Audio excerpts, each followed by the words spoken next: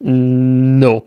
What this person seems to be implying that whatever is on the apple is probably going to be harmful for you.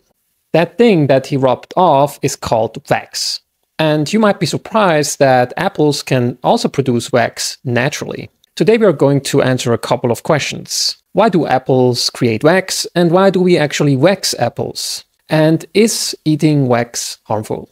Let's get into this. The wax can actually act as a protective outer coating for the apple, meaning it stops moisture from getting out of the apple. This will make the apples not only taste sweeter, but also increase its shelf life. So in other words, the natural wax that the apples create themselves keeps the water inside the apple. Why do we actually create synthetic wax when the apples make wax themselves? Apples, before they get put on the shelves, get cleaned very thoroughly. Natural wax can be rubbed off very easily. That is why there's a highly likelihood that the natural wax of the apples won't be there. And that is one of the main reasons why farmers use synthetic wax. Synthetic wax, by the way, is very similar to natural wax that the apples produce. But does this actually make it safe for humans to consume? And this brings us to something that is very crucial in today's age. If you see a video online about someone demonizing a food because it contains XYZ,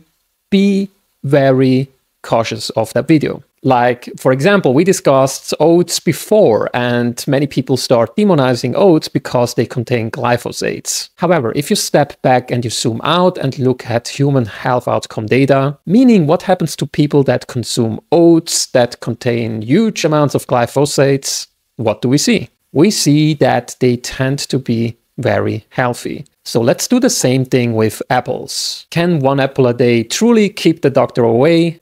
Let's see. This systematic review and meta-analysis of randomized controlled trials looked at metabolic and cardiovascular benefits of apple and apple-derived products. They included 18 studies in this systematic review. And apple-derived, by the way, in their standards means apple extracts and apple juice. So what did they find? The results of these 18 studies indicated that total cholesterol levels and LDL cholesterol levels significantly decreased, but only after performing a subgroup analysis. And that's where they saw that participants that had high total cholesterol levels and LDL cholesterol levels at baseline tend to benefit more by eating apples. So at least the results of these randomized control trials showed no harm, but maybe some slight health benefits. But there's more. This narrative review looked at observational studies and randomized control trials, and looked specifically at cardiovascular risk factors. They put together this great looking graph. The benefits you see here is by eating roughly 1 apple a day or 100 grams of apples per day. The randomized control trials showed a decrease in total cholesterol, an increase in HDL, a decrease in LDL, decrease in blood pressure, CRP, which is an inflammation marker, and increase in FMD. FMD, by the way, stands for flow-mediated dilatation. What does flow-mediated dilatation actually mean? Flow-mediated dilatation sounds like a mouthful. What this actually measures is the widening of the arteries.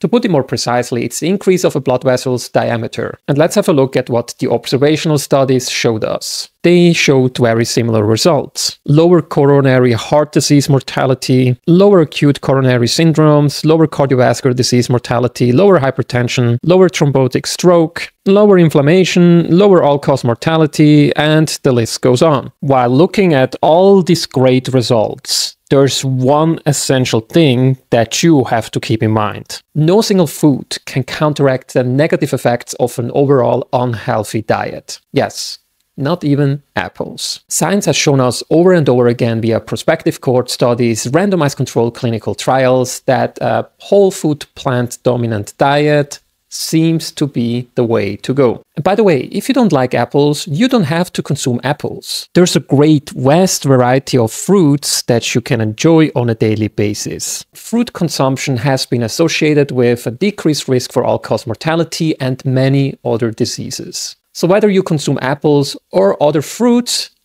eat your daily serving or many servings of fruits. Are you consuming apples on a daily basis? Feel free to let me know in the comment section. As always, thank you so much for watching, and I'll see you next time.